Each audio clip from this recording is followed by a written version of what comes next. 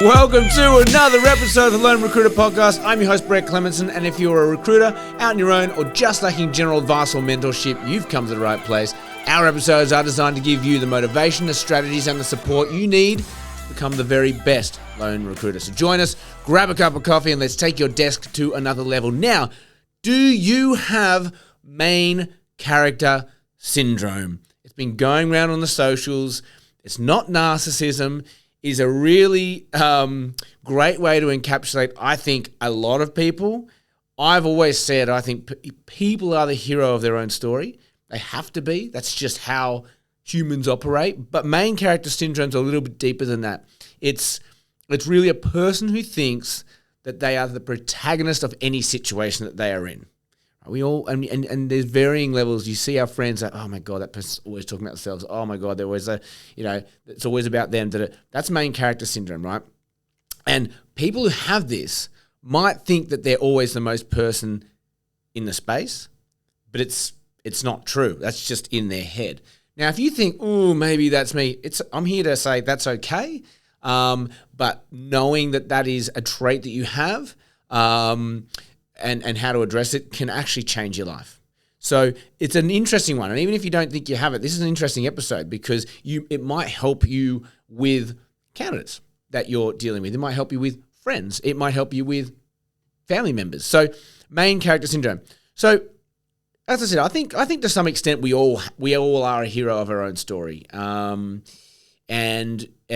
whether that's good or bad, I'll leave that up to you. But look, I think the most important thing about this for me is that main character syndrome implies that you're in a movie.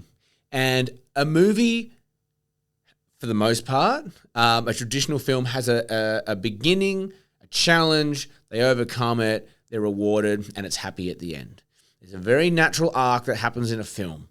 And when we have main character syndrome, or we think we're the hero of this story, all of us have a level of it'll all work out in the end. There is an undeniable optimism that humans have. They've done countless studies on these things. They've taken people who who were about to get their tax return. They said, hey, what are you going to do with your tax? Well, I'm going to put some to my savings. I'm going to pay down my credit card. They interviewed these same people after they got their tax, and they said, what did you do with your tax? And they said, I booked a holiday, or I bought a jet ski. People are inherently optimistic about their future selves and what's going to happen in the future. But the reality is, in the moment, we're dumb and selfish, and we just think about the now. We're very day-to-day creatures unless we are practiced at, no, I need some discipline, I need to layer some things in here. So it is proven time and time again that humans probably all have some degree of main character syndrome, where we think the future selves, our future selves it's gonna end okay. It's all gonna end in rainbows and flowers. It doesn't. It sucks, but it doesn't. And if you do not take your outcomes into your own hands, then you're not gonna be the hero. Guess what? You're gonna be like grey suit number 3 in the background who didn't even get a line and just barely got a mention in the credits. Is that what you want? That person might have main character syndrome. What was that? Free Guy? Was it that movie that Ryan Reynolds did? It was actually quite funny, where he was a background character and he started going rogue and in a video game. And anyway, that's a great example of that. It's he had main character syndrome, but to the rest of the world, he was just a background guy. So is that what you want to become? Do you actually want to be that background grey suit number 3, barely getting a mention in the credits, no lines in the movie? Or do you actually want to be the hero? Do you actually want to be the main character? Because it is up to you, right? You need to take control of those outcomes. So really, I could tie this to your goal setting. I could tie this to your ambitions in life. Okay, I want to get there. So if you've got this movie arc that says, I'm going to do this, it's going to go there, it's going to be lovely, and we're all going to live happily ever after. Your goals are in there somewhere. What are you picturing right now? Is it life on a boat? Are you living in Italy, sipping vino and, eating olives? What is it? Is it just happiness in your home next to a warm fire? What is it that makes you feel like that's my story, that's my arc? And then I'm going to guess they're your goals. Your goals are somewhere in there, right? So taking this main character syndrome, taking these goals that we've got here, how do we actually make sure we get there?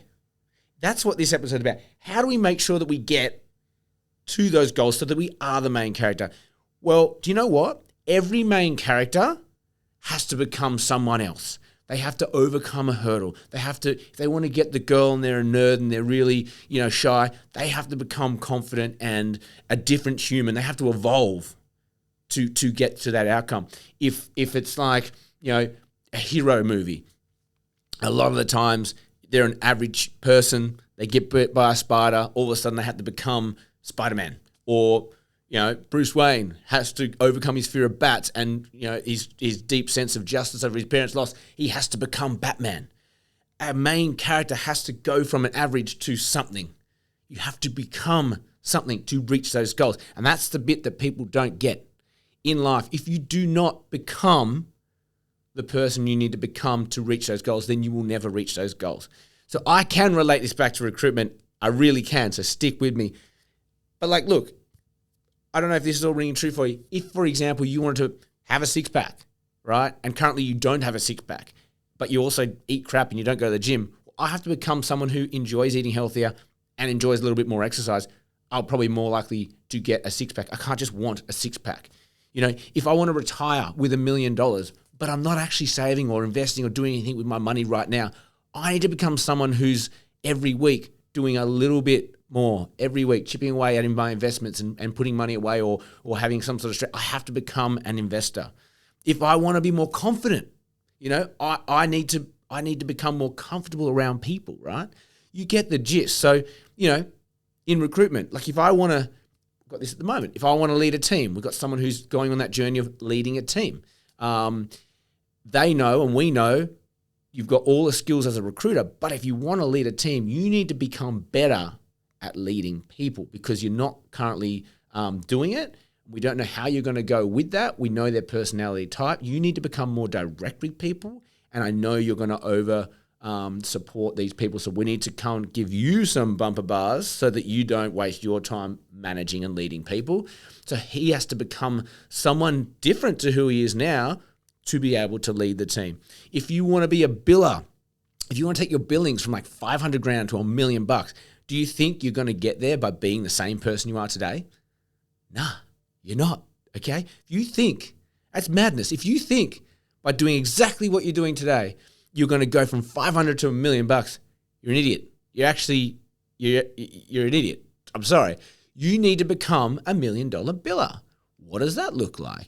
Do you need to be someone who, look at your habits? Are you getting up with enough time? Are you doing things that energize you? Are you going and doing exercise? Are you eating healthy? What are the things that $1 million billers do? Are you consistent? Have you got good routines? Have you got great habits?